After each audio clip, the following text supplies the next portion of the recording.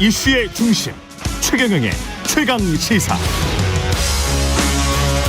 네, 북한 무인기 침범했었죠. 책임 공방이 거셉니다. 민주당에서는 정부의 안보 무능을 지적하고 있는데요. 국방위 소속 더불어민주당 김영배 의원 연결돼 있습니다. 안녕하세요. 네, 안녕하세요. 김영배입니다. 예, 이게 북한 무인기가 왔었는데 대응하는 과정에서 어떻게 보셨습니까? 정부의 군의 대응? 이 북한의 무인기가 6시간 동안이나 서울 상공을 활보하고 그냥 마음대로 누비고 다녔는데도 아무런 대책도 세우지를 못했고 실제 격추한 게 한 대도 없거든요. 예. 한마디로 총체적인 작전 실패고 컨트롤 타워의 공백이라고 하는 정말 충격적인 상황 아닌가.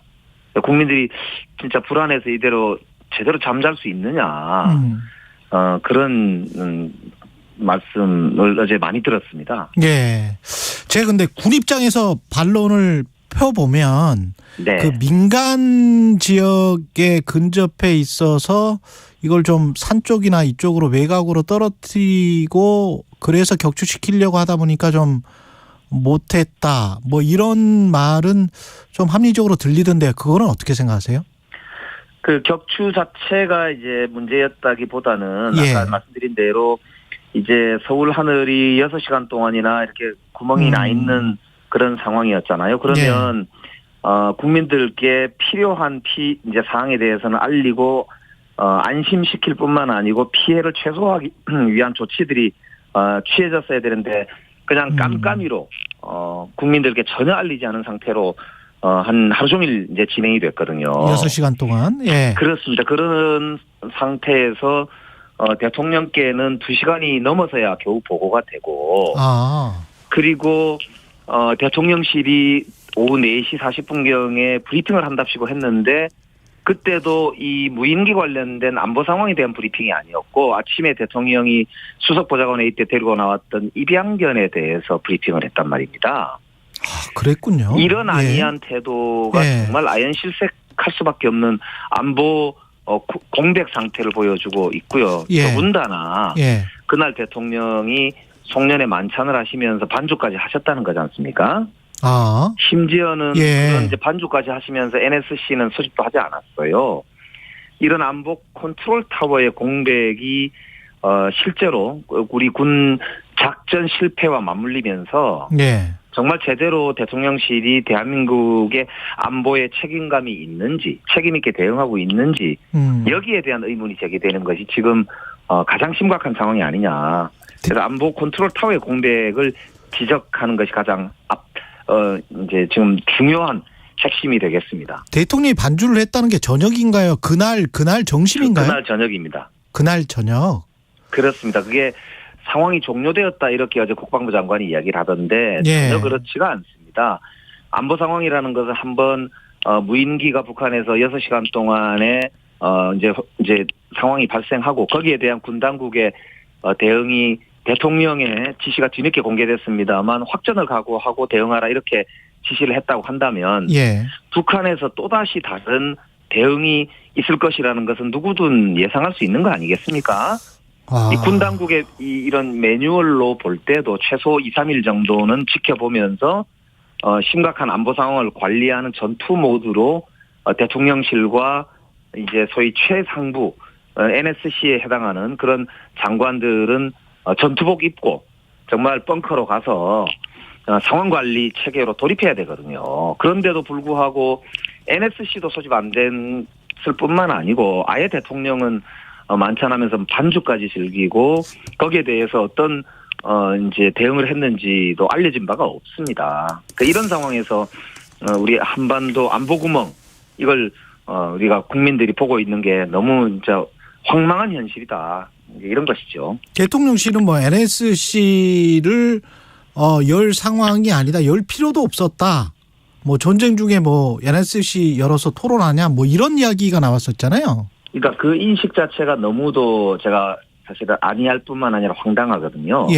NSC라는 것이 역대 정부에 늘 그랬지만 보수 정권이든 진보 정권이든 이런 한반도에서 이제 이 큰 상황들 예를 들어서 ICBM이 발사된다든지 핵 위험이 생긴다든지 이랬을 때 그 상황 직후에 늘 NSC를 열고 우리 한반도의 안보 상황에 대해서 총체적으로 점검하고 총력 대응 체제로 갖추기 위한 조치를 취하고 예. 국민들께도 안심할 수 있는 보고를 하면서 국력을 한 곳으로 모으는 이런 최고의 안보 의사결정 기구가 바로 NSC입니다. 그런데 아까도 말씀드렸던 대로 북한의 무인기 사태가 이 5대나 넘어가서 6시간 동안이나 마음대로 한반도 상공을 이렇게 누비고 다닌 거고 무인기에 어떤 공격 무기가 폭탄이 실려 있는지도 지금까지도 확인을 못하고 있는 상황인데 이런 상황에 대해서 저렇게 안이하게 NSC가 열릴 필요도 없었고 지금까지도 열리지 않았지 않습니까? 그렇죠. 이런 상황에서 확전을 각오하고 싸우라는 태도로 지시를 했다는 말 자체가 저는 과연 사실인지까지도 의문이 될 정도로 안이한 태도로 일관하고 있다는 것이죠. 이런 상황에서 예. 전혀 어떤 결과적으로 이 격추를 시켰다든지 제대로 보복을 했다든지 이런 결과도 없으면서 과연 책임 있게 그렇게 대응하고 있다고 말할 수 있는지 그래서 아무도 지금 책임 있게 무슨 사퇴한다든지 이런 사람이 없는 이런 상황을 참 어처구니 없다고 보이는 거죠. 그러니까 무인기가 뜬 저녁에 그 만찬 중에 반주까지 했다. 이거는 팩트죠, 의원님? 그렇습니다. 그날 시도지사 협의회 예. 장단하고 송년 모임 만찬을 하셨다는 거지 않습니까? 제가 그 보도를 보고 어제도 국방부 장관한테도 질의를 하고 그랬었는데요. 예. 거기에 대해서 이제 대통령실에서도 다른 이야기는 없지 않습니까? 그냥 NSC가 필요 없다 이렇게만 오히려 거꾸로 이제 반론을 하던데 참 제가 어이가 없다 이런 생각이 들었었어요. 조금 많이 이상한데요. 그 다음에 이제 나온 언론에 보도된 걸로는 대통령실은 윤석열 대통령이 확전의 각오로 임했다 이렇게 이제 표현을 하면서 그 다음에 이제 강경 발언들이 계속 나왔단 말입니다. 근데 그게 오히려 또 국민들에게 좀 불안감 혹시 이러다가 전쟁 나는 것 아닌가라는 그런 불안감을 지금 심어주고 있는데 이거는 적절한 지금 발언들이라고 보십니까? 그러니까 저게 그러니까 오히려 예. 굉장히 더 국민들께 불안을 부추기고 있는 태도거든요. 예. 이제 자기들이 이제 할 말이 변명할 말이 없으니까 오히려 대통령은 확전의 각오로 싸우라고 오히려 뭔가 이렇게 굉장히 큰 이제 대응을 제대로 한 것처럼 포장을 하려고 한 거 아닌가 싶은데 그러다 보니까 다음 날 정작 무인기가 이제 6대가 출몰할 때는 국민들께 알리지도 않고 작전도 실패해놓고 새 때나 풍선 때에는 이 전투기를 출격시켜가지고 그랬죠. 국민들께 네. 오히려 알렸어요. 그러다 보니까 국민들은 진짜 이러다 전쟁 나는 거 아니냐는 불안에 떠는데 알고 보니까 그게 새 때였고 풍선 때였단 말입니다. 예. 그러니까 이게 도대체 진짜 안보 상황을 제대로 관리하는 책임 있는 정부의 조치들이 맞는지 이 정부 믿고 윤석열 대통령실과 군 당국을 믿고 과연 우리가 발 뻗고 잘 수 있느냐. 이런 이제 불안감이 확산할 수밖에 없는 상황인 거고요. 예. 진짜 안보 힘자랑 쇼하는 거 아니냐. 이제 이런 이제 불안감이 고조되고 있는 거죠. 그 이번 사태가 난 게 문재인 정권 탓이다. 5년간 드론 훈련하지 않았다. 드론 부대도 없더라. 조기 창설하겠다. 이거는 팩트 체크를 좀 해주십시오.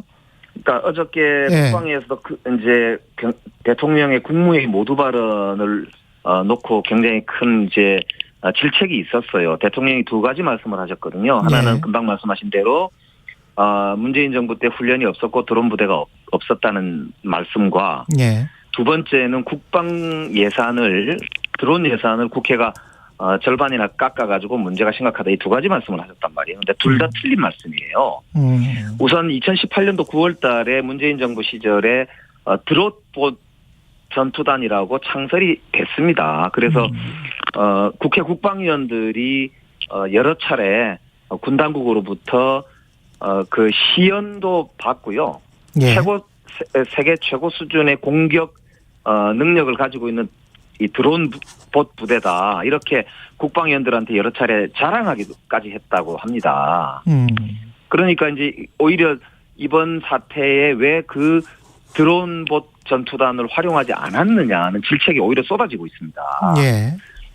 그런데다가 문재인 정부에서는 2017년도에 한번 그 무인기가 이제 발견됐잖아요. 그 뒤로 한 4년 5년간 차곡차곡 이 탐지 레이더라든지 이런 장비들을 보강을 해와가지고 그 덕분에 이번에 넘어온 드론 무인기들을 탐지할 수 있었던 것으로 봐야 되거든요. 그런데 완전히 이걸 훈련도 안 했다, 장비가 없어가지고 문재인 정부 때 아무도 안 하는 바람에 문제가 생겼다는 게 굉장히 사실 적반하장이라고 봐야 되고요. 예. 지금 현재 국군 통수권자는 윤석열 대통령입니다. 예. 이제 한미연합사의 벽에 써 있는 구호가 그렇다고 합니다. Fight tonight. 그러니까 군인들은 예. 현재 오늘 우리가 서 있는 이 시점에 우리의 준비 상태로 언제 어느 때라도 전투에 임해야 하고 거기에 승리해야 한다라고 하는 게 정신이고 구호라고 하지 않습니까? 이런 정신으로 해야 되는데 이렇게 전 정부 탓을 계속하는 걸 보고 저는 국방부에서 과연 대통령께 제대로 업무 보고를 하고 있는 것인지 상황에 대해서 제대로 보고를 드리고 있는 것인지조차도 의문스러워서 어제 그 관련 질문도 한 바가 있고요. 예.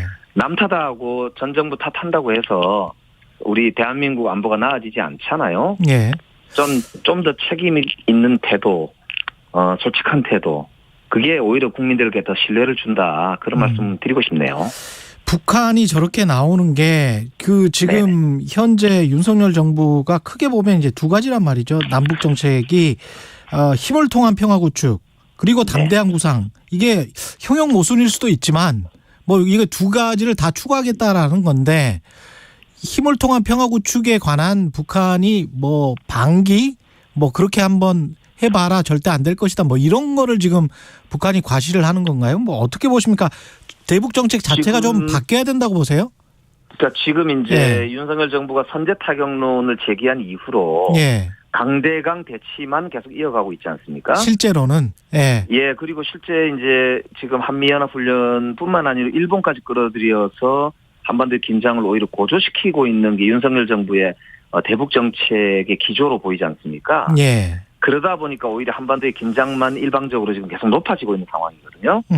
이런 상황에서 이제 북한 같은 경우가 자기들이 할 수 있는 대응을 할 것이라는 게 충분히 예상되는 상황이고요. 예. 그렇기 때문에 오히려 철저한 대비 태세가 필요하다 이런 뭐 상황인데 그런 점에서 보면은 충분히 예상할 수 있었던 도발 중에 하나였다고 보는데 대비 태세가 너무 허술하다 이런 것이고요. 또 앞으로도 북한의 추가 도발이 예상이 되고 있습니다. 그렇기 때문에 이 상황 관리에 나서는 대통령과 우리 안보당국은 최대한 현재 상황이 더 격화되지 않도록 하는 걸 전제로 이제 이 필요한 응징도 그다음 필요한 협상도 필요한 주변국 관리도 해야 될 터인데 그런 태도는 보이지 않고 오히려 뭐 어제 대통령이 조금 뭐 만찬했느냐 NSC 왜 안 하느냐 이런 비판이 제기되니까 오히려 뭐 확전을 각오하고 해라 2배 3배로 갚아줘라 이런 무책임한 말을 오히려 더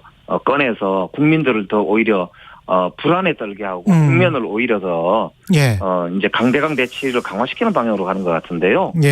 이제는 정말 이 정부 정권의 그런 이제 이익 이런 거 위주로 한반도 상황을 관리해서는 안 됩니다. 이제는 정말 국가 안보 컨트롤 타워로서 책임 있게 정말 진중하게 그런 이제 이 한반도 안보 상황 관리를 해야 되지 않느냐 그런 제안을 드리고 싶고요. 국내 정치 이야기가 좀 남아 있어서 좀 빨리 진행하겠습니다. 특별 사면 관련해서 이명박 전 대통령, 김경수 전 지사 이렇게 대상자에 포함돼서 나왔는데 사면을 일단 평가를 해 주십시오.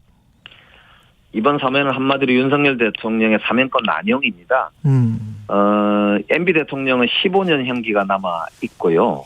특히 82억이라는 이제 벌금까지 미납했었거든요. 거기다가 김기춘, 우병우 한마디로 국정농단의 주역들을 본인이 수사하고 기소까지 해놓고 이제 와서 풀어준다는 거는 이거는 기소를 해놓고 사면을 이렇게 해준 남용 중에 남용이라고 봐야죠. 거기에 김경수 지사가 들러리서는 꼴이 된 것이고요. 김경수 전 지사 같은 경우는 복권이 안 됐기 때문에 당내에 어떤 역할을 할 수 있을까요? 어떻게 보십니까? 뭐 정치인이기 때문에 복권되지 않아도 뭐 이렇게 우리 정치적인 그런 영향력을 행사하는 데는 문제가 없기 때문에요. 예. 그래서 오히려 김경수 지사가 들러리서는 사면은 싫다 이런 입장을 공식적으로 발표했지 않습니까? 예. 그런 점에서 이제 진정한 국민 통합이라고 하는 게 우격 따짐으로 이렇게 떡 주듯이 그렇게 해서 되는 것은 아니고요. 예. 그렇기 때문에 저는 김경수 지사가 당분간 오히려 한반도의 미래라든지 기후변화, 일자리와 4차 산업혁명 등의 근본적 한반도 이제 대전환에 대응하는 그런 우리 시대 정신의 구현에 좀 기여하지 않을까 이런 이제 기대를 가지고 있고요. 예. 당장 뭐 당내 현안이나 정치 현업에 복귀할 가능성은 없다고 보시는 게 맞을 것 같습니다. 그래서 다음 총선까지는 조용히 지내면서 필요한 그런 이제 모색을 해나가지 않을까 그렇게 보고 있습니다.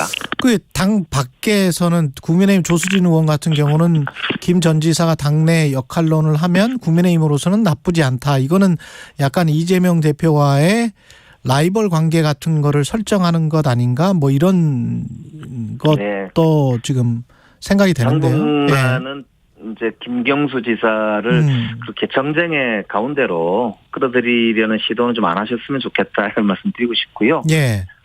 지금 이제 우리 이제 그 국민들께서 가장 이제 힘들어하시는 민생 문제라든지 앞으로 우리 대한민국이 해결해 나가야 될 시대적 과제 이런 부분에 오히려 좀 더 긴 호흡으로 이렇게 준비하고 또 함께 이제 대안을 만들어 나가고 하는 그렇게 차분한 활동을 준비하지 않을까 그렇게 생각하고 있습니다. 마지막 한 가지만 노웅래 의원 체포 동의안이 부결이 됐단 말이죠. 이게 국민들이 안 좋게 생각할 수 있는데 어떻게 보십니까? 어저께 사실 한동훈 장관이 와서 그렇게 피의사실 공표를 세세하게 하는 게 굉장히 이례적인 어제 상황이었거든요. 그래서 이제 어제 아마 국회의원들이 법무부 장관으로서가 아니라 검사로 와서 오히려 국회를 도발하는 거 아니냐고 느낄 정도였는데요. 전체적으로 보면 국회의원이 도주의 우려가 없고 이 내용 자체도 보면 굉장히 다툴 내용이 많기 때문에 불구속 상태에서 수사를 진행하는 것이 재판을 진행하는 것이 더 타당하지 않느냐라고 하는 이제 것이었다고 보고요. 예. 방탄의 비판이 있을 것으로 뭐 예상은 됩니다만 예. 저는 검찰이 이제 좀 이렇게 객관적으로 이렇게 수사와 재판을 진행하는 것이 차분하게 진행하는 것이 옳지 않을까 그런 생각을 하고 있습니다. 예, 여기까지 듣겠습니다. 지금까지 더불어민주당 김영배 의원이었습니다. 고맙습니다. 네, 고맙습니다. 공정, 공익, 그리고 균형. 한 발짝